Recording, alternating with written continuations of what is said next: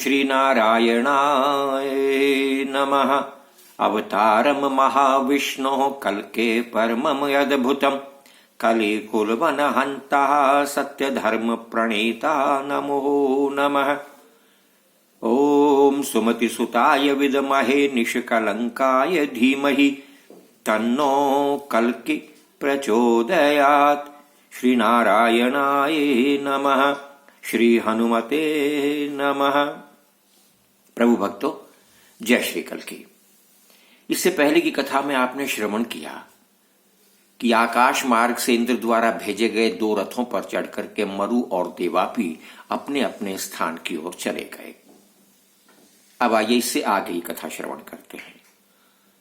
सूत जी कहने लगे, हे ऋषियों, जब मरु और देवापी अपने अपने रथों पर आरूढ़ होकर के अपने अपने नियत स्थान की ओर चल दिए तो आकाश में देवलोक इकट्ठे हुए। देवता वर्षा फूलों की करने लगे हैं और तुरंत ऐसी मंद मंद धीमी धीमी गति से सुगंधित वायु बहने लगा। महादेव और पार्वती जी भी वहां उपस्थित हो गए हैं। सबने आकाश में अत्यंत प्रसन्न होकर के भगवान श्री कल्कि नारायण जी की जय जयकार की है। जय श्री कल्कि, जय कल्कि, जय जगतपते, पद्मापति, जय रमापते। और जो ही उन्होंने जय जयकार की है त्यों ही एवं वदति विश्वेशे पद्मनाथे सनातने देवाववर्षु कुसुमैस्तुष्टु मुनयो आग्रतः। मुनिगण उनके सम्मुख उपस्थित हो गए हैं और स्तोत्र कह करके उनकी वंदना करने लगे हैं।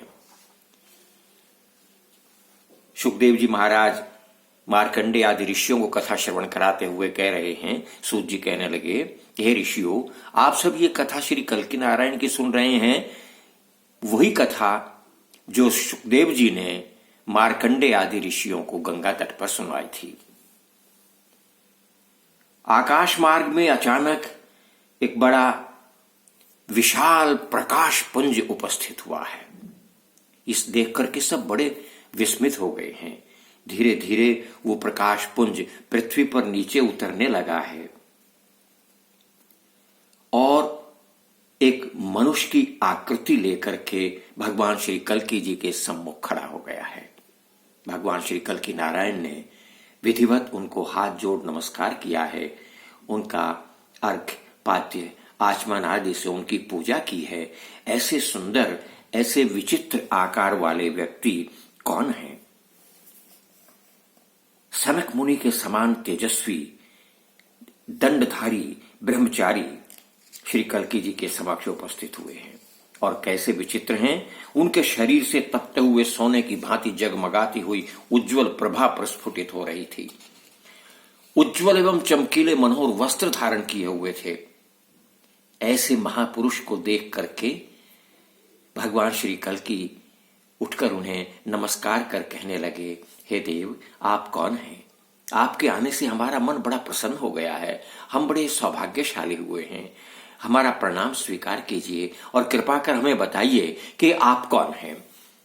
वह महापुरुष कहने लगे, अहम कृतयुगम श्रीश तवादेश करम परम तवाविर्भाव विभव में इक्षणार्थम इहागतः। हे श्रीनाथ, हे पद्मानाथ, मैं आपकी आज्ञा का पालन करने वाला हूं। मैं आपका ये अवतार और प्रभाव प्रत्यक्ष देखने की अभिलाषा से यहां उपस्थित हुआ हूं। हे दीनानाथ, हे श्री नारायण, मैं सतयुग हूं। आप उपाधि रहित काल स्वरूप हैं। आप क्षण दंड और लवादि अंगों से इस समय सोपाधि हुए हैं। आपकी माया से सारा संसार उत्पन्न होता है।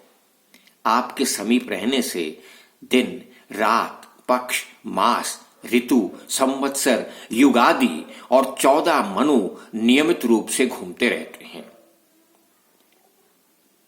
आपने युगों की परिमाण से व्याख्या की है। आपने युगों को इस संसार में स्थापित किया है। हे नाथ, हे स्वामी, द्वादशाब्द सहस्रेण देवानांच चतुर्युगम चत्वारि त्रीणि द्वै च एकम सहस्र गणितम मतम। हे नाथ, हे स्वामी, देवताओं के 12,000 वर्षों की एक चतुर्युगी होती है। इनमें 4,000 त्रेता युग के, 4,000 सतयुग के, 3,000 त्रेता युग के, 2,000 द्वापर युग के और 1,000 का कलयुग होता है।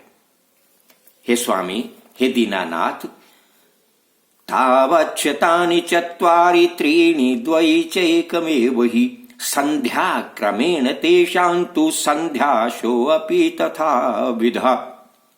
इन चारों युगों में दो दो संधि काल होते हैं, पूर्व संधि काल और शेष संधि काल। और 400 वर्ष का संधि काल सतयुग का, 300 वर्ष का त्रेता का, 200 वर्ष का द्वापर का और 100 वर्ष का संधि काल कलयुग का होता है। इस प्रकार ये संपूर्ण एक चतुर्युगी कहलाती है। प्रत्येक मनु 71 चौकड़ी युग तक पृथ्वी का भोग करते हैं। इस प्रकार 14 मनु अपने अपने आयु भोगते हैं। उतने काल को ब्रह्मा का एक दिन कहा जाता है। हे स्वामी, इतने ही समय की ब्रह्मा की एक रात होती है। इसी प्रकार काल, दिन, रात, पक्ष, मास, संवत्सर और ऋतु आदि उपाधि धारण करके ब्रह्मा जी की जन्म मृत्यु का भी आदि का विधान किया जाता है। जब ब्रह्मा जी की आयु 100 वर्ष की हो जाती है, तब वो आप में अपना लय कर देते हैं और पुनः प्रलय काल व्यतीत होने पर हे प्रभु, ब्रह्मा जी आपके नाभि कमल से फिर उत्पन्न होते हैं और फिर सृष्टि बनती है। हे स्वामी, तत्र कृत युगान्ते अहम कालम सद्धर्म पालकम कृत कृत्या प्रजा यत्र तन्नाम नामाम कृतम विदुः। इन कालों के अंश में मैं सतयुग हूं, कृतयुग हूं। मेरे अधिकार के उत्तम धर्म प्रतिपालित होता है। हमारे द्वारा प्रज्ञा, सारी की सारी प्रजा धर्मानुष्ठान करके कृतकृत्य होती है। इसी कारण मुझे कृतयुग भी कहते हैं। मैं ही सतयुग हूं, मैं ही कृतयुग हूं। आज की कथा इतनी ही।